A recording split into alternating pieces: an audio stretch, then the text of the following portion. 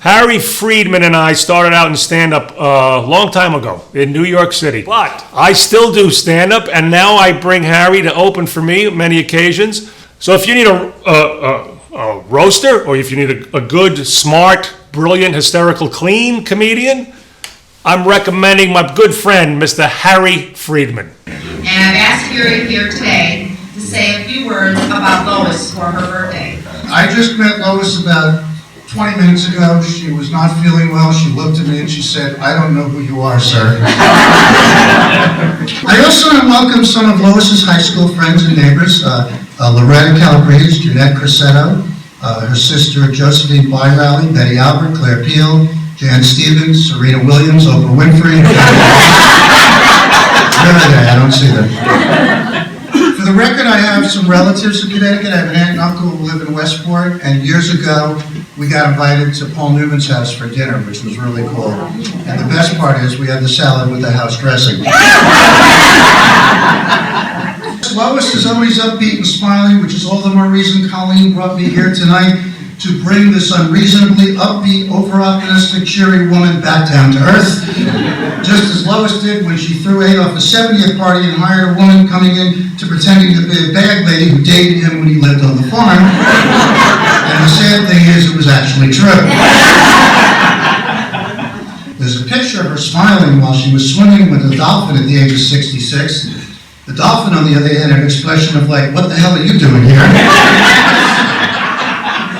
And Colleen found me. She found me on a gig website. She wanted something a little different for the party. And she looked through a lot of other comedians. And after all that research, she went with the lowest bidder, which I'm very happy about. A 66-year-old Jewish doctor at a church.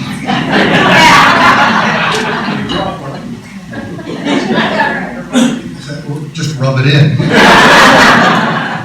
Happy birthday and many, many more, and thank you very much.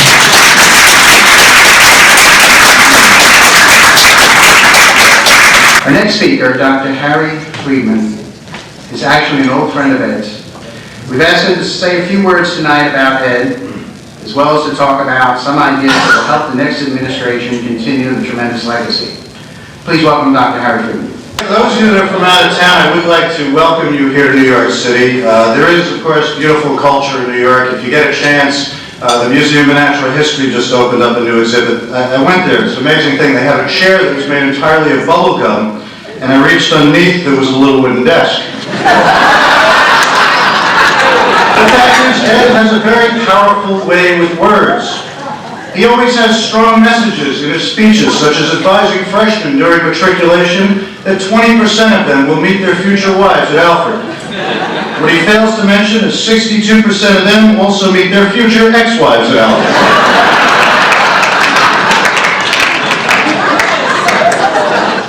Then there are the great accomplishments of Ed's, like turning the Rogers Campus Center into the Powell Campus Center, which basically means for enough money we'll remove an old donor's name right off the building and paint it over with a new one as if the first name never existed.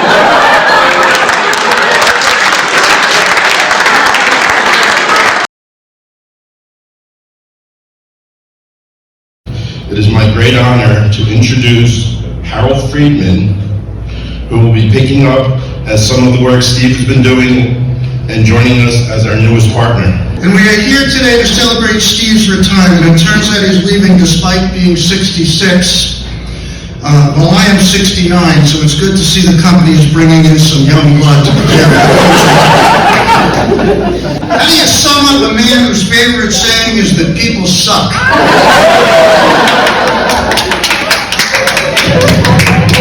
I guess you'd call him a people person. In the words of Barbara Streisand, people like people are the luckiest people in the world. What do you do with a man who hates puppies? Another one of his sayings is, if you don't bill, you don't eat. Now, I see a lot of skinny people here today. Now, with that in mind, there are some colorful characters here in this company. I say that because in the course of dealing with some of your employees, I've heard some of the roughest, harshest, foulest language I never even knew existed, and that was just from Tory Maxwell.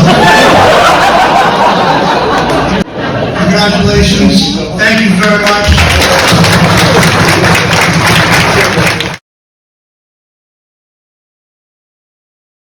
I'm here tonight from all over the tri-state area and from some of the various clubs in Local 3, including the Asian American Cultural Society, the Catholic Council, the Welfare Club, the Greek Orthodox Council, the Latimer Club, the Santiago Iglesias Educational Society, the Julio Iglesias Tinder app, the St. George Association, the Women's Club, the Electrical Square Dancing Club, the Futurian Society, the Scientology Crazy People, and MS-13, which is, of course, being repped tonight by Umberto Restrepo.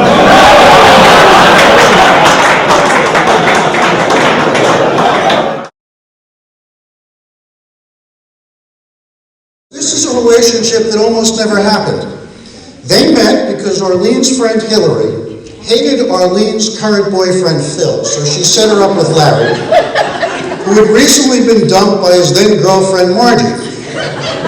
If any of you are following it, explain it to me. So Hillary told Arlene to be nice to Larry because he was depressed about Margie, so they went on a blind date, which, considering Larry's current condition, was perfect preparation for what Arlene has to deal with today. He asks to continue the date. She says no. So he drops her off, and as she heads for the house, he suddenly impulsively runs out of his car, goes up to her and yanks her back for a kiss that was so passionate, her head started spinning like Linda Blair in The Exorcist. So the bottom line is, when you get down to it, this is a business relationship first and a romance second, or as Larry likes to call it, friends with health benefits.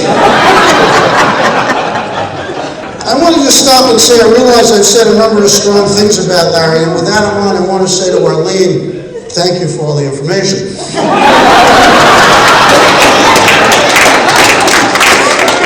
Arlene, do you take this man until death do us part, even though he dresses up like a woman and sometimes can be annoying as hell, so help me God? I do.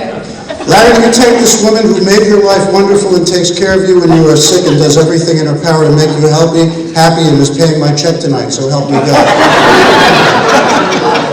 Please place the glass on the ground.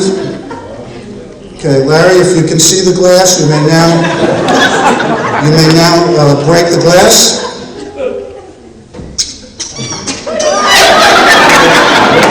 That was pathetic.